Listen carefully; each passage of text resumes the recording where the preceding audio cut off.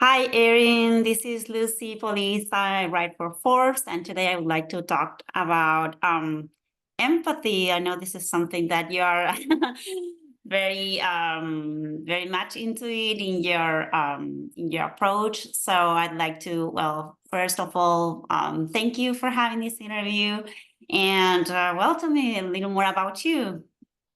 Sure. So I've been the CTO at ezCater for now 5 years. It's official Mhm. this week. Um, and Congrats. have been at the company through this whole journey of the pandemic and like the world literally changing the view of what does it mean to have food at work.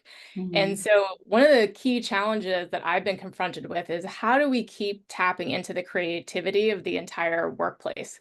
That we really need to understand like what's happening for companies as they're trying to be flexible any given day. You don't know how many employees are coming into work, and just really rethinking how we approach technology to meet these new customer needs. And that's been the journey I've been on for these past couple of years, and excited to share some interesting techniques of like how we're finally codifying how do you unlock that creativity. Yeah, I love about that word that you use, codifying, right? Because it's so hard to find a way to say, okay, how do I help my employees to be more creative? Like, do I teach them? Do I coach them? Do I create environment? I'm more on that side. Like I write a lot about how to help employees feel better. How what are the things that you can do to help them perform at their best, Yep. right? And I always focus on environment is one of those things, but maybe you can tell me more about what that codifying is for you.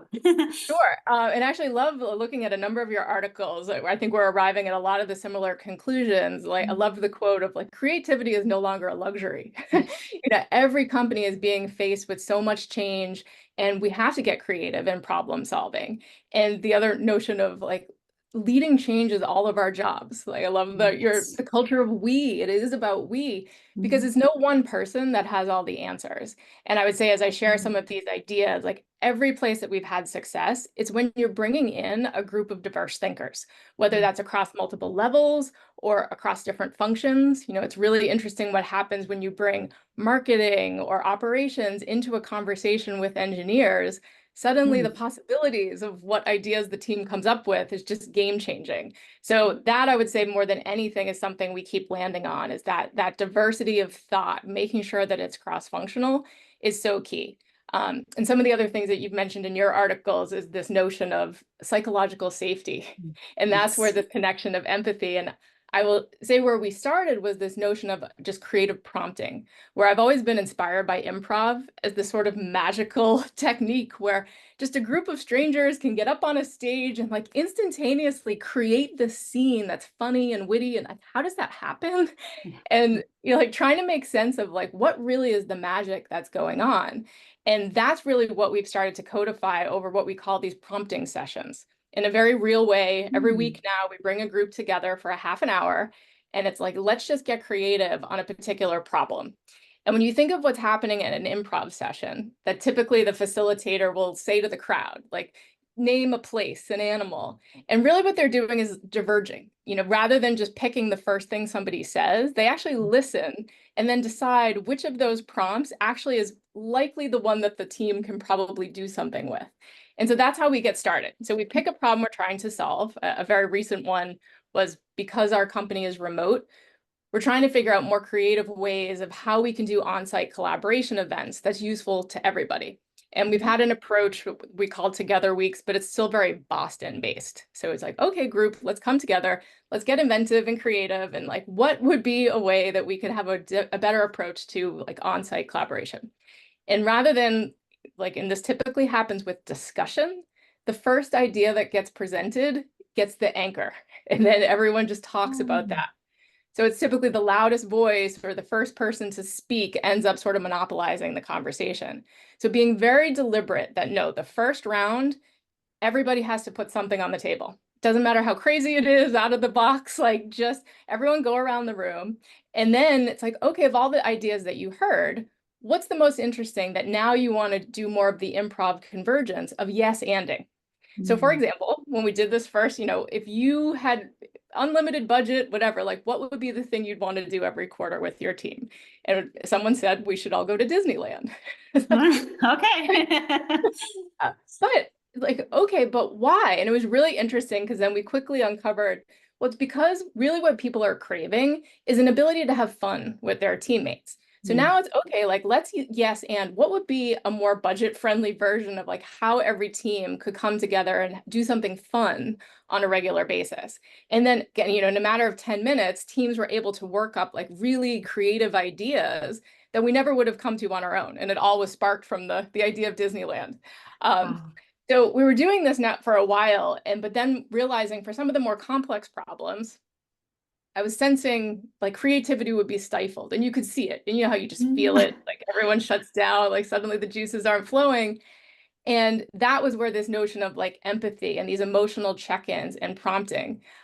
So actually I was a biology major in college, so I still am very fascinated with how the brain works. Oh, I love that. I love that. Yes. I also started biology some time ago, and then, well, I'm now dealing with psychology a lot. So you never know, Yes. right? And I find like I learned so much about leadership through a lot of like the feeds I get from psychology today. Yes.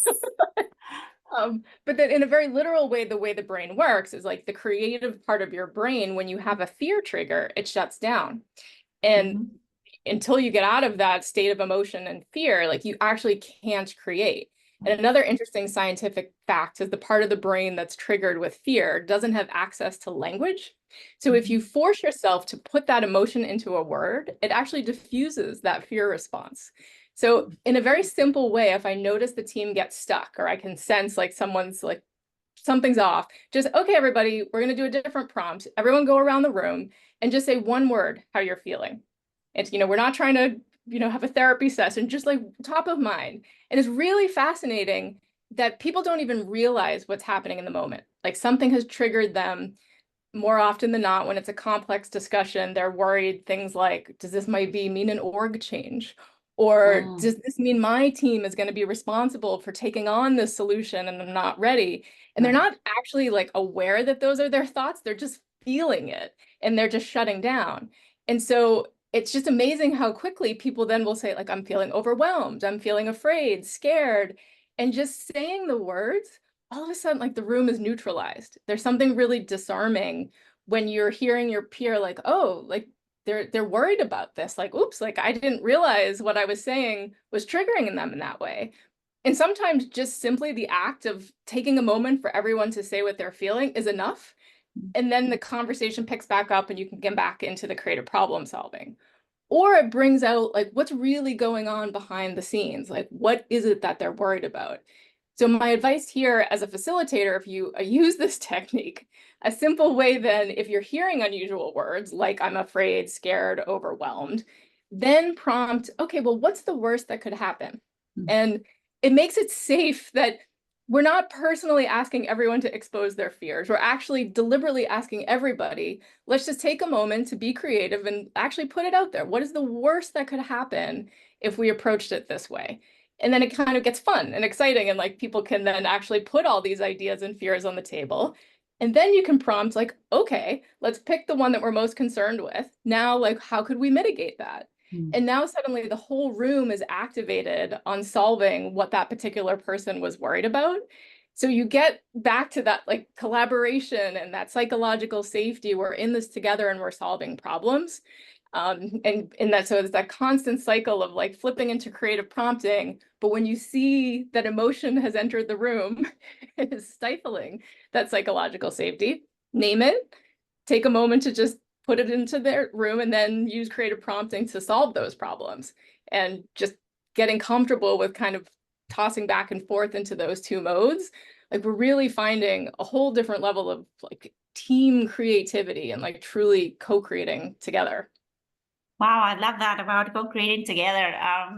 Because it seems to me it's like a coaching session, because what's the worst that can happen? That's something that we normally use, right? Like they don't want to do something. So what's the worst that can happen if you do it? It's that unlocks something that, it's just, well, now I'm not terrified anymore. I don't know why, but just naming it Yes. makes it like easier to overcome, or now you can see it. It's out there, right? How powerful. And imagine one person, imagine one team, like all these people unlocked to create.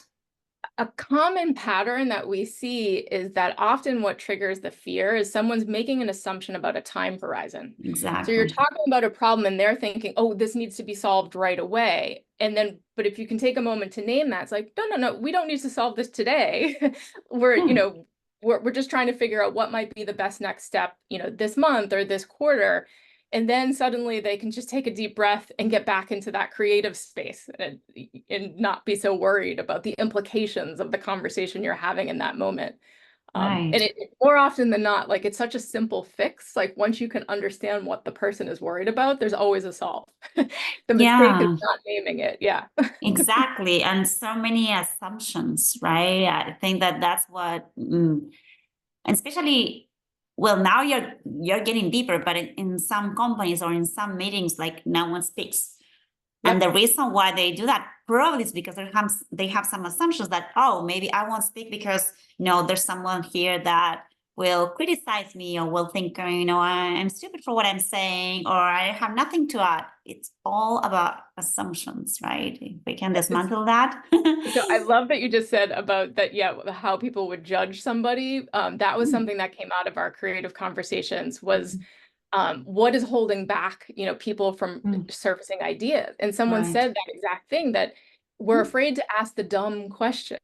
So that Yes. often now is part of the routine of like, okay, let's all take a moment. If we're going to talk about this topic, what are the dumb questions? And it just makes it safe. Oh, I love it.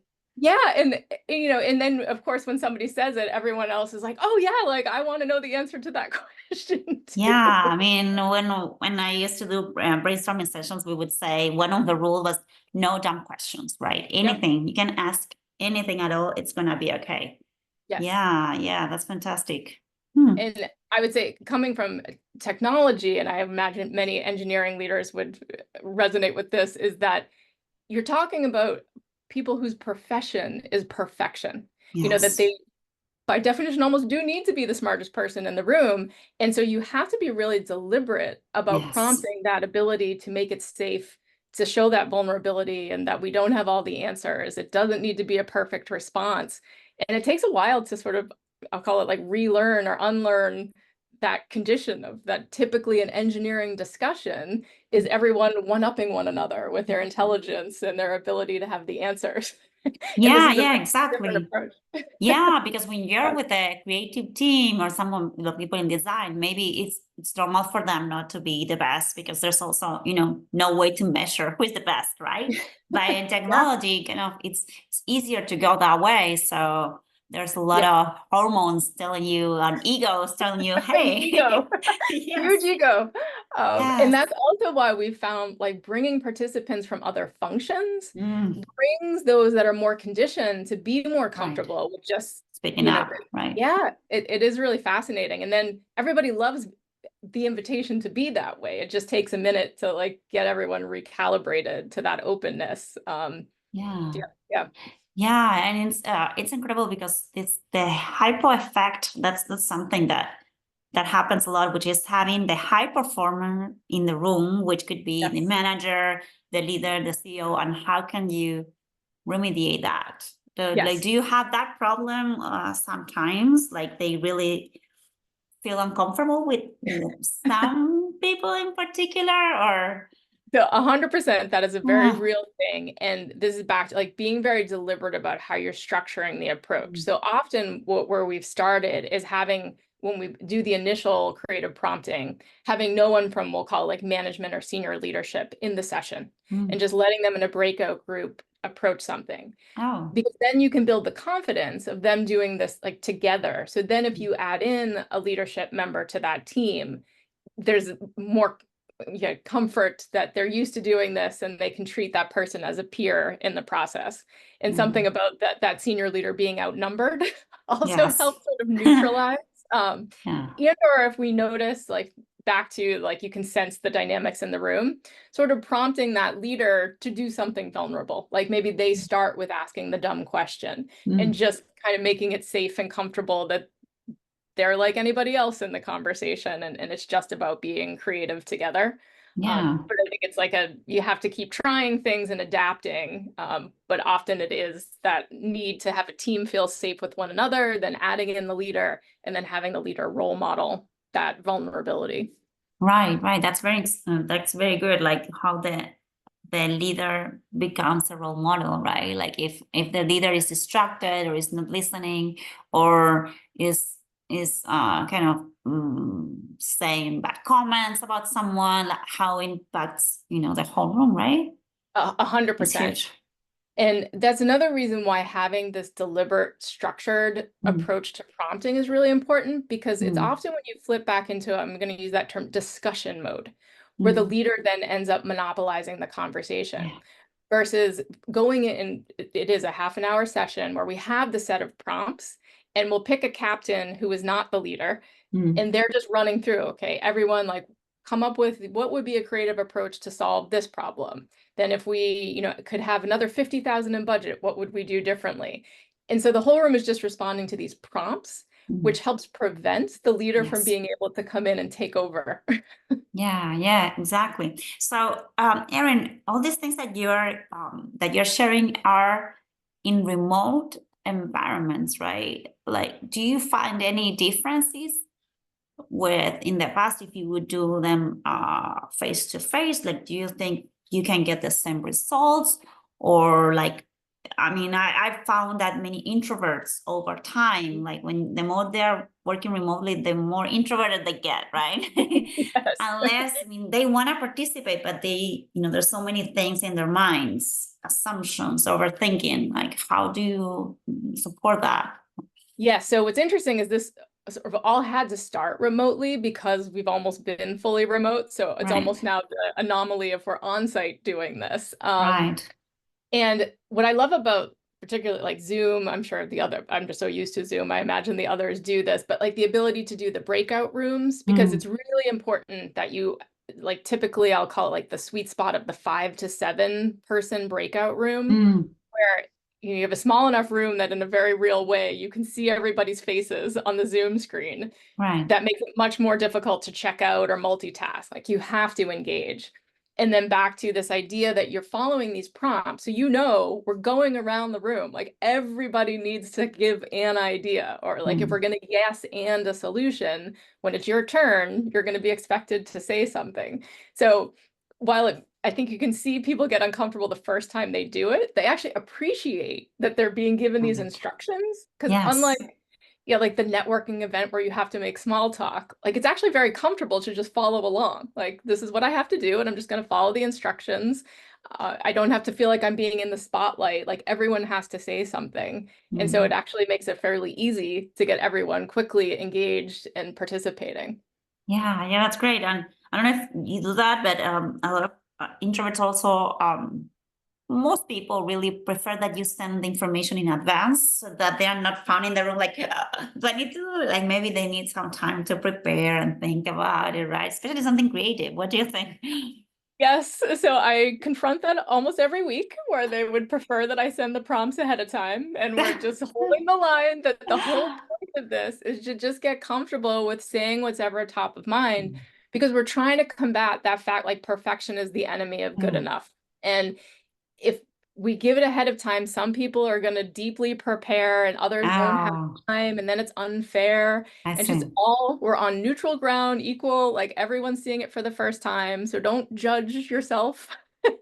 And it, again, it's like the first time people are uncomfortable, but then like once you get going, it's like, yeah, like what's the worst that could happen? Like, you There you say go. something that's like not great, who cares? We're gonna forget about it Wonderful. next week. Yeah.